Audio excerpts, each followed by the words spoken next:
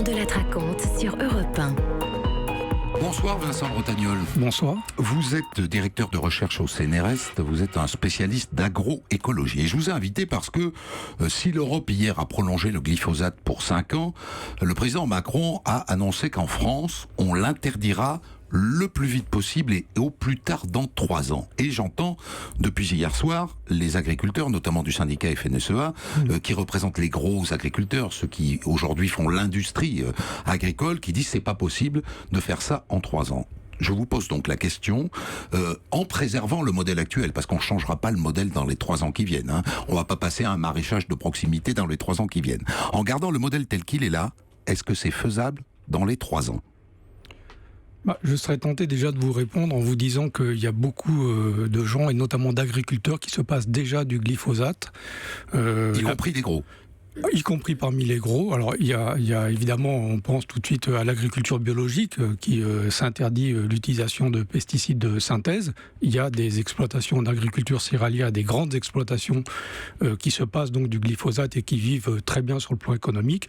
Il y a aussi des agriculteurs conventionnels qui ont fait le choix il y a un certain nombre d'années ou récemment, plus récemment pour certains, de diminuer fortement le recours aux intrants et notamment aux herbicides.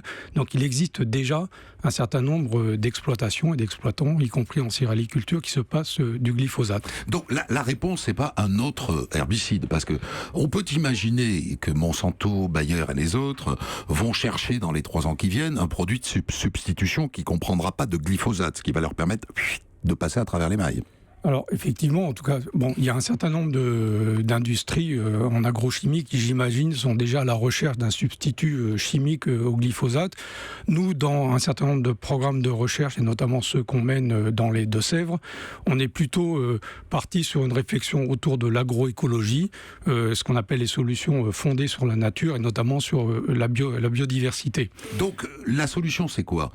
On parle du labour, revenir à ce qu'on appelait autrefois les agriculteurs des laboureurs, parce qu'ils retournaient la terre, et que retourner la terre avait pour effet de tuer les mauvaises herbes. Alors, est-ce que c'est ça la solution ? Pas forcément. Effectivement, vous posez bien la question. Si on arrête les glyphosates, il faut trouver des moyens alternatifs pour... L'objectif du glyphosate et des herbicides, c'est de réduire la pression exercée par les adventices, qu'on appelait autrefois les mauvaises herbes. Voilà. On va rester sur les mauvaises herbes, si vous voulez bien, c'est comme ça qu'on les appelle. Adventices, parce que voilà, c'est le mot qu'utilisent eux-mêmes les agriculteurs aujourd'hui. Ils ne parlent plus de mauvaises herbes, mais ils parlent d'adventices. A-V-E-N-T-I-C-E. Voilà, c'est ça. C'est les espèces de plantes qu'on trouve dans les cultures. Donc l'objectif de ces herbicides, c'est de réduire la pression de ces adventices parce qu'elles sont censées être en compétition avec la culture et donc diminuer les rendements. Et nous, en tant que scientifiques, et un certain nombre de collègues chercheurs du CNRS et de l'INRA, on s'est déjà posé la question, mais est-ce que véritablement l'utilisation d'herbicides réduit la pression adventice et est-ce que la pression adventice réduit les rendements ?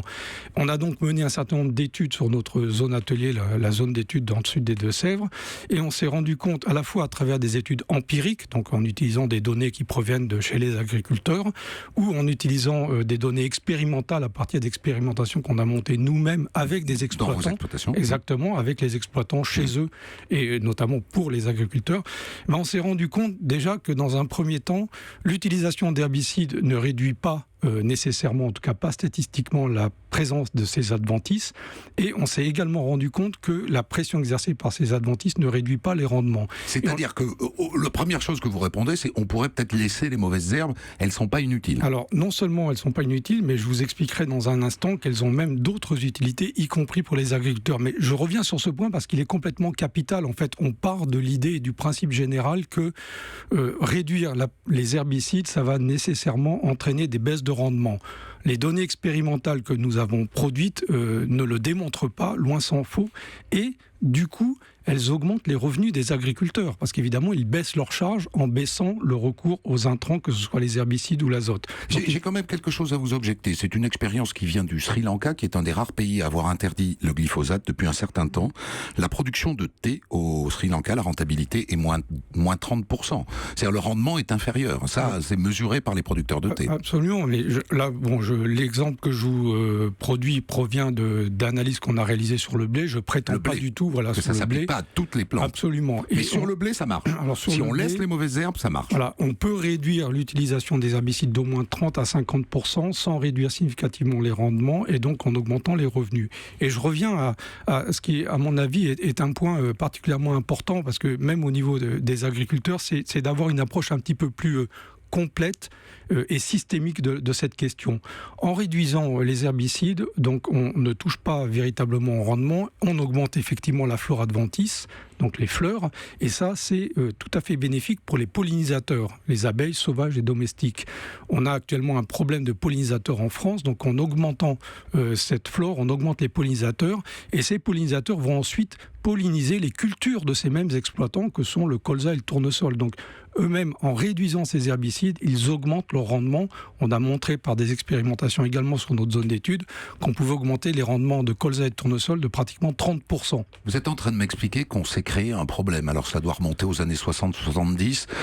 On s'est mis à vouloir supprimer des adventices, comme vous dites, des mauvaises herbes qui en fait avaient des vertus. Alors, elles ont des vertus, ça c'est un fait tout à fait avéré. Je ne dis pas qu'il n'y avait pas de tels problèmes au sortir de la Deuxième Guerre mondiale dans les années 50 ou 60. Ce qu'il faut savoir, c'est qu'aujourd'hui, la flore adventice a énormément baissé en abondance. On estime qu'il reste aujourd'hui 10% de cette flore adventice par rapport à la Deuxième Guerre mondiale, ce qui nous ouvre donc des opportunités de baisser le recours aux intrants, ce qui ne veut pas dire forcément complètement les éliminer.